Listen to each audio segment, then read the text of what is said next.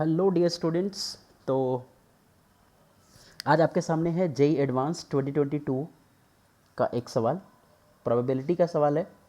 तो आसान या हार्ड बोलना तो वो तो एक स्टूडेंट के ऊपर डिपेंड करता है, बट ये प्रोबेबिलिटी का मेरे हिसाब से एक इजी सवाल है ना। तो चलिए आप लोग सब मिल के सॉल्व करते हैं इसको।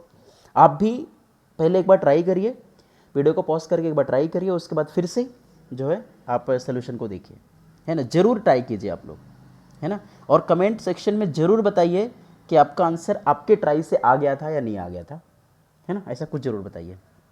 चलिए देखते हैं क्या दिया है।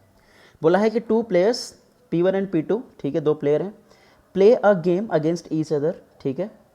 In every round of the game each player rolls a fair die once.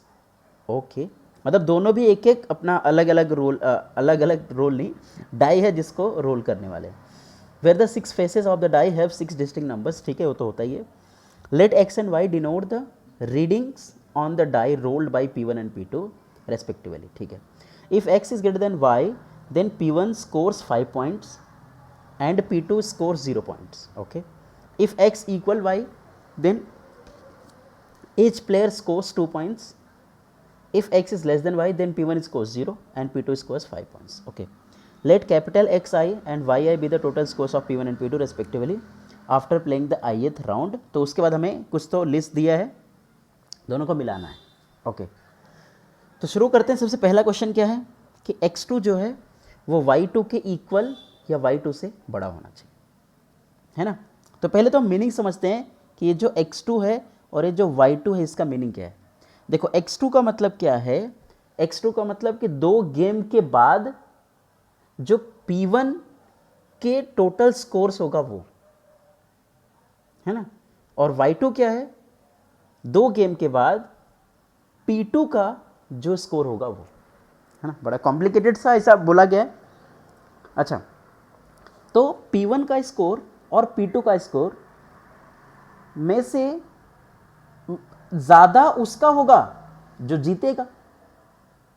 Sir जीतेगा इसमें तो कुछ दिया ही नहीं, तो जीतेगा तो मैं डिफाइन कर रहा हूँ ना कि लाइक अगर मतलब x का पॉइंट ज़्यादा है मतलब x जीत रहा है, ऐसा कुछ है ना।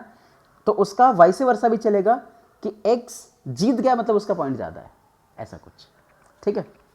अब समझो, सबसे पहली बात ये समझते हैं कि मान लीजिए कोई एक राउंड हुआ, एक राउंड का गेम हुआ, तो उस पर P1 जीतेगा या P2 जीतेगा या फिर दोनों बराबर आएगा, कि इसकी प्रोबेबिलिटी क्या है ना।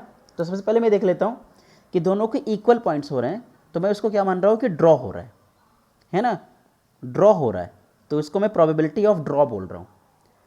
मतलब कि ना P1 जीत रहा है ना P2 जीत रहा है, इसका मतलब कि दोनों पे डाई पे सेम सेम नंबर आना चाहिए, या तो 1 1 2 2 3 3 4 4 5 5 6 6, ये टोटल कितने हो गए 6, डिवाइडेड बाई टोटल इसमें फेवरेबल केसेस कितने 36, क्योंकि 6 चीज़ें x के पास रहेगा, 6 चीज़ें y मतलब P1 के पास रहेगा, 6 चीज़ें P2 के पास, तो टोटल कितना हो गया 6 × 6 36, तो 1/6।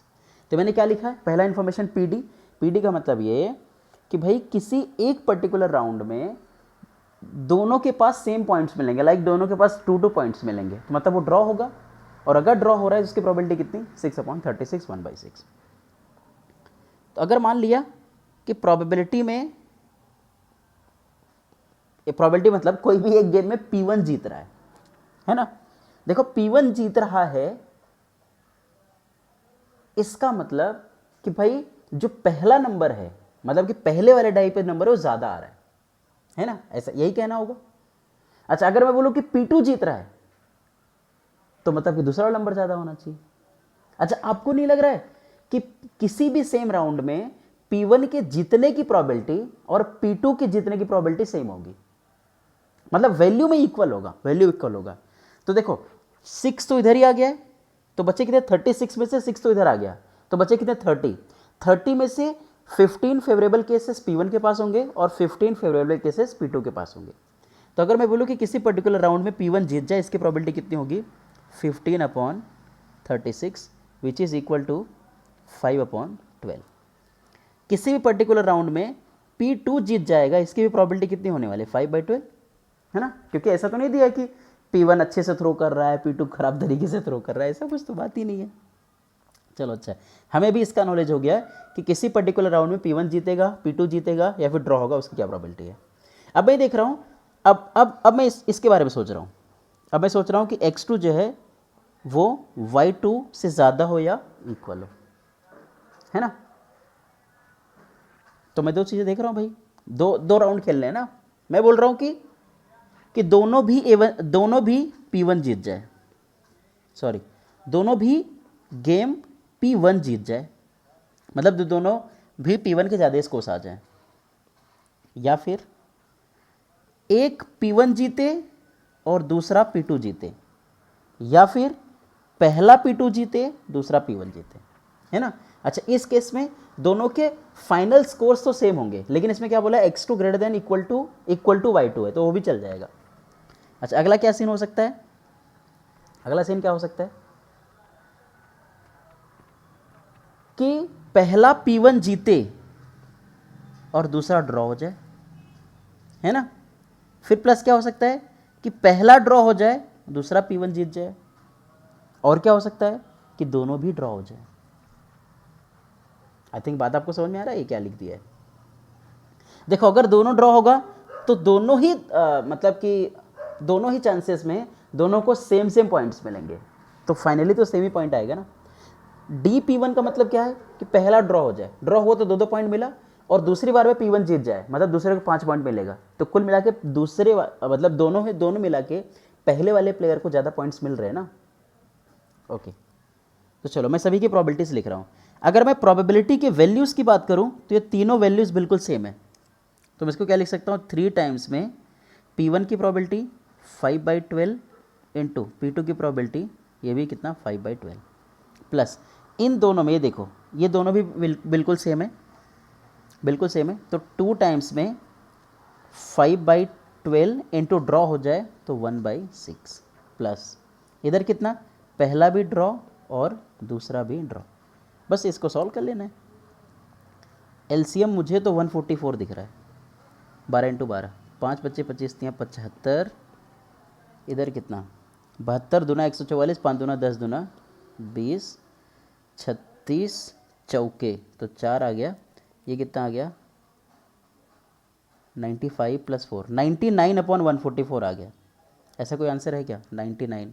अच्छा, ये कट जाएगा ना, ये 9 से कट रहा है, तो 11 अपॉन कितना आ जाएगा 16, ठीक है। ये देखो 11/16, तो पहले का किस में जाना चाहिए, क्यू में जाना चाहिए, तो मैं थोड़ा ऑप्शन की मदद ले लेता हूँ। पहला क्यू में जाए, या तो ए हो सकता है या तो बी हो सकता है, सी और डी तो बिल्कुल गलत हो चुके हैं ना। अच्छा देखो जरा, तो इतना मतलब इजी आंसर बना दिया इन्होंने कि पहला क्यू दूसरा क्यू, पहला क्यू मतलब है वो तो सही हो गया, दूसरा आर, इसमें भी दूसरा आर, तो मतलब ये हमें चेक करने की ज़रूरत ही नहीं है। तीसरा टी, मतलब कि तीसरा टी पक्का तो हो गया, वो भी चेक करने की ज़रूरत नहीं है। मतलब कुल मिला के हमें चौथा चेक करना है, चौथा एस होगा कि टी होगा, है ना। तो चौथा देख लेते हैं क्या बोला है। चौथा बोला है कि x3 जो है y3 से ज़्यादा होना चाहिए। आइए बात करते हैं हम लोग कि x3 ग्रेटर होना चाहिए किससे, y3 से। x3 जो है y3 से ज़्यादा होना चाहिए। पहले मैं x3 को समझ लेता हूँ। x3 का मतलब क्या है, 3 राउंड में प्लेयर 1 ने जितना भी स्कोर किया है उसका टोटल, और y3 का मतलब क्या है, 3 राउंड में प्लेयर 2 ने जितना स्कोर किया है उसका टोटल। अच्छा, अब क्या करना है, x3 ज़्यादा होना चाहिए y3 से, इक्वल इस बार नहीं चलेगा। तो इसमें मैं क्या बना सकता हूँ कि पहला a1 जीते, सॉरी a1 क्या बोल रहा हूँ मैं, पहला प्लेयर 1 जीते, दूसरा भी 1 जीते और तीसरा भी 1 जीते, प्लस, है ना।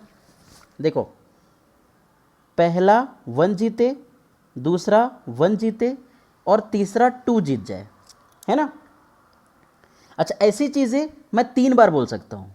3 बार कैसे, P1 P2 P1, P2 P1 P1, ऐसा करके मैं 3 बार बोल सकता हूँ। तीनों को मैंने एक बार में लिख लिया, प्लस है ना। देखो पहला P1, दूसरा P1 और तीसरा ड्रॉ हो जाए तो भी तो P1 का स्कोर ज़्यादा होगा। P1 का स्कोर ज़्यादा हुआ इसका मतलब कि X3 ज़्यादा हो गया Y3 से। अच्छा ये भी 3 बार आएगा क्योंकि कैसा हो सकता है D P1 P1, P1 D P1 और P1 P1 D। अच्छा प्लस और क्या हो सकता है, पहला 1 जीते, दूसरा भी ड्रॉ हो जाए और तीसरा भी ड्रॉ हो जाए। और ये भी 3 प्रकार से हो सकता है, ये भी 3 प्रकार से हो सकता है भाई। कैसे कैसे, P1 D D D P1 D D D P1। तो मैंने तीनों को एक बार में 3 टाइम्स में लिख दिया है। अच्छा और कोई पॉसिबिलिटी, ऐसा तो हो ही नहीं सकता कि P1 जीते ही ना किसी भी राउंड में, वो तो गलत हो जाएगा क्योंकि अगर P1 नहीं जीत रहा है तो या तो ड्रॉ हो रहा है या तो P2 जीत रहा है। अगर सारे ड्रॉ हो जाएं तो दोनों के पॉइंट्स सेम हो जाएंगे ना, बट यहाँ पे इक्वल टू नहीं तो गलत हो गया है ना। तो यही इतने सिचुएशंस हैं। तो मैं सारी प्रॉबिलिटी लिख लेता हूँ, P1 P1 P1। अच्छा आपको पता चलना चाहिए कि ये वाला पहला वैल्यू और दूसरा वैल्यू बिल्कुल भी सेम है क्योंकि प्रॉबिलिटी तो 5/12 है। तो दोनों की मिलाए तो 4 × 5/12 5/12 × 5/12 है ना। प्लस इसको देखो 3 × 5/12 × 5/12 × अच्छा D कितना है, ड्रॉ की प्रॉबिलिटी 1/6 है। 1/6 को मैं 2/12 लिख रहा हूँ ताकि ना वो नीचे 12 बना रहे। इधर 3 × 5/12 × 2/12 × 2/12। तो मुझे मेरा क्या अगला काम क्या है, नीचे तो 12 × 12 × 12 तो आ चुका है। इधर कितना, 5 × 5 = 25, 25 दूना 50, तो 500 आ गया इधर। इधर कितना, 5 दूना 10, 5 × 15, 150 आ रहा है।